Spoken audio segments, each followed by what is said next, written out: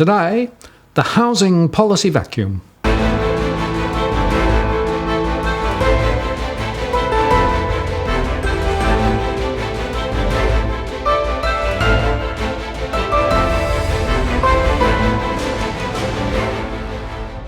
Hello again, I'm Martin North from Digital Finance Analytics. Welcome to our latest post covering property and finance news with a distinctively Australian flavour. I had quite a few people ask if I could explore the politics of housing ahead of the upcoming election. Now, I have absolutely no political axe to grind. Indeed, I'm frustrated with all sides of politics who are missing the debt burden elephant in the room.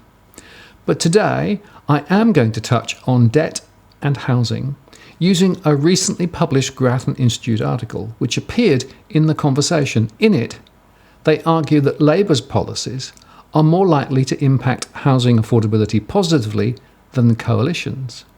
But right at the end of their article, they still preach lack of supply as the key problem. Now, this is certainly not the case in my view, yet it is probably the most destructive myth of all. To be clear, I don't think there is any housing shortage. There is a shortage of affordable housing, but that has more to do with debt than supply. Let's briefly go through the arguments. First, we have more than 1 million vacant properties in Australia, according to the last census.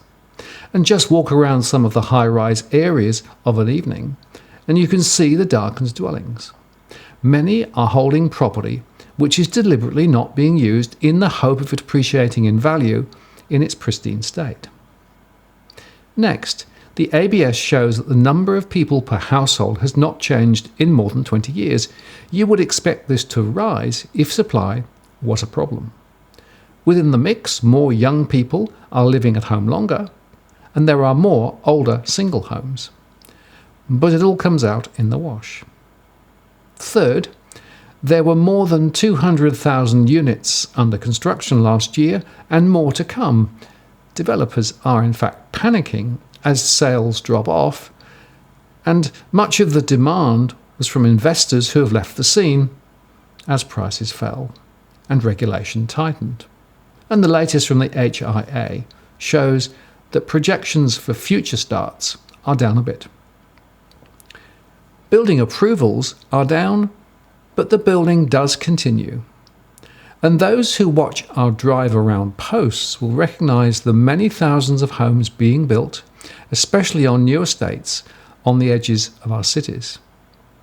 And finally, the migration myth needs to be considered, as many coming into the country come as part of a family unit, so the actual demand from migration is significantly lower than the generally quoted 300,000 or thereabouts.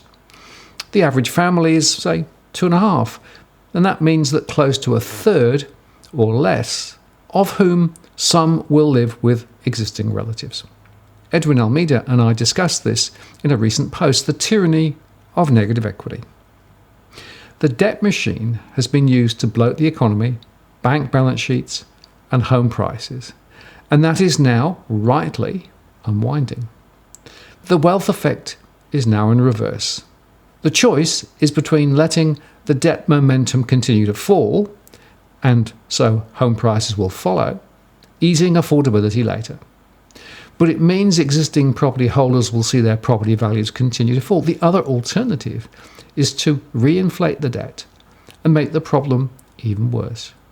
Remember, we have the second highest household debt to GDP ratio in the world. Here, we protect the wealth of existing property holders and the bank's balance sheets at the expense of people trying to get into the market, and risk resurrecting the poor lending standards, which have somewhat been tamed to boot.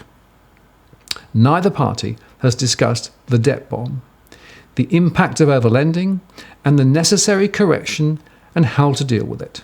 Rather, they simply play at the edges.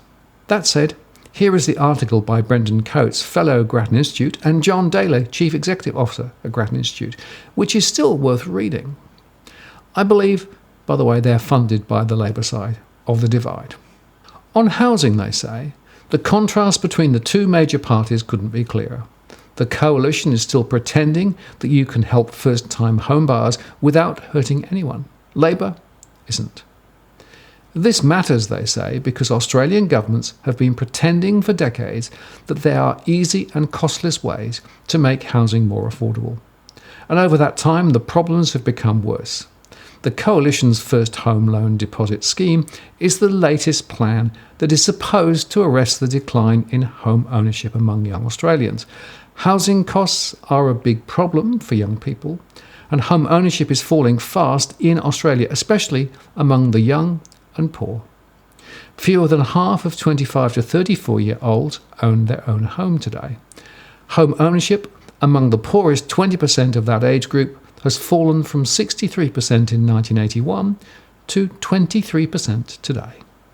At this rate, almost half of retirees will be renters in 40 years' time. Saving a deposit is the biggest hurdle. In the early 1990s, it took 6 years to save a 20% deposit on the average home. Today, it takes 10 years. And that's bad news for younger Australians without access to the bank of mum and dad. The Coalition's new plan seeks to arrest the decline by lending would-be buyers up to 15% of the purchase price, provided they've saved at least 5% for themselves. It would also mean that single first home buyers on less than $125,000 a year or couples earning less than $200,000 a year could save $10,000 or more by not having to pay lender's mortgage insurance that is normally required when a purchaser has a deposit of less than 20%. There would be a cap on the value of homes purchased through the scheme, still unannounced, which would vary by region. The Coalition is budgeting just $500 million for the guarantees. And Labour was quick to match the scheme, partly because it doesn't cost very much, unless there are unexpected losses. Most likely the scheme won't have much impact. It would increase home ownership, but only a little. It might also push up prices, but by even less. And some people saving for their first home might buy earlier. Others, just priced out of the market at the moment, could afford to pay a little more for a house, given that they would not have to pay lender's mortgage insurance. Most of these taking up the scheme would probably have bought anyway. Those with access to the bank of mum and dad already have been able to use such a scheme, and the income thresholds are set too high, cutting off only the top 10 to 15% of income earners. The New Zealand scheme, upon which the Coalition's plan is based, cuts out at incomes of only $85,000 for singles and $130,000 for couples. The biggest barrier for many first home owners isn't the deposit. Their problem is qualifying for a mortgage when banks assess their ability to repay the loan, assuming an interest rate of 7%, much higher than the typical 4%.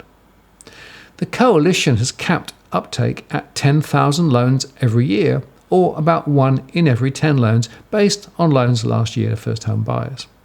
Even if none of them would have bought a home without the scheme, which is most unlikely, home ownership would only be 1% higher in a decade's time.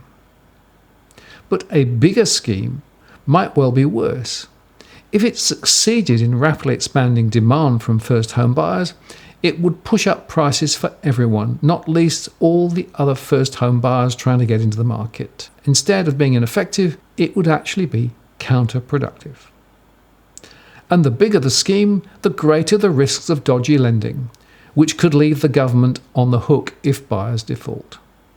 The underlying problem with the Coalition's latest plan, like the First Home Super Saver scheme it introduced in 2017, or the Howard and Rudd government's first home owners grants, is that it tries to fix the housing affordability problem by adding to demand for housing. Because it costs the budget less, the new scheme is less bad than its predecessors, but it shares their critical flaw.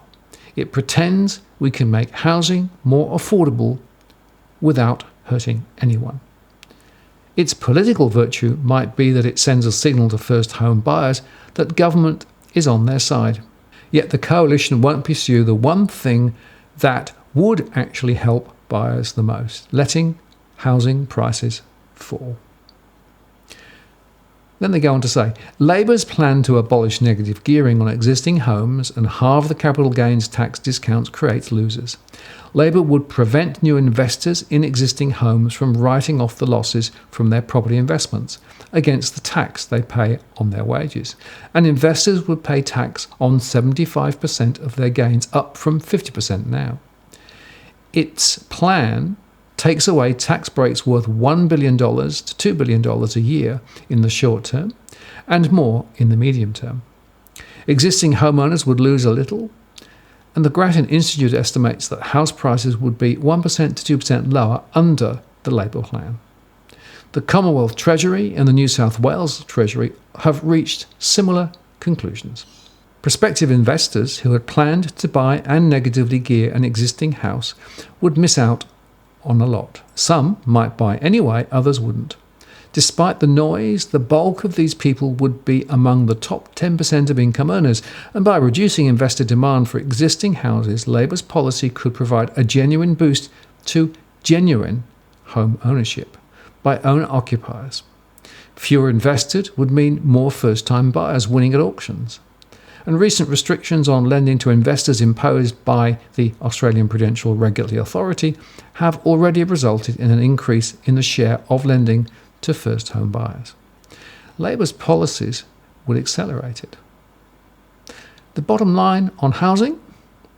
Changing rules on negative gearing and capital gains tax is more likely to increase home ownership than guaranteeing part of the deposit. But no policy proposed in this Commonwealth election affects the real big lever for home ownership, increasing housing supply. Which, of course, is where I came into this in the first place. Because housing supply is not the issue. What is the issue is too much debt, too loose lending, and as a result of that, home prices too high. The only way out of this muddle, in my view, is to continue to tighten credit availability. Remember that credit is still growing. It's just that the rate of growth is continuing to slow. And we have to expect that home prices will continue to fall as we get back to more sensible income to price ratios.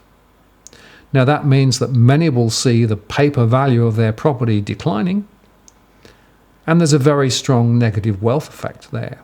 But our economy has been artificially inflated for at least the last 15 years, thanks to over-generous housing lending. And the journey back from that is long and difficult, which is why neither side of politics wants to discuss it. They will prefer you to look over there, where there are simple things that can be done, but these don't really address the underlying issues that we have. And just before I go, a quick reminder that next Tuesday at 8 p.m. Sydney time, we're running our next live stream. You're welcome to join us and ask questions in real time via the chat or beforehand by using the DFA blog.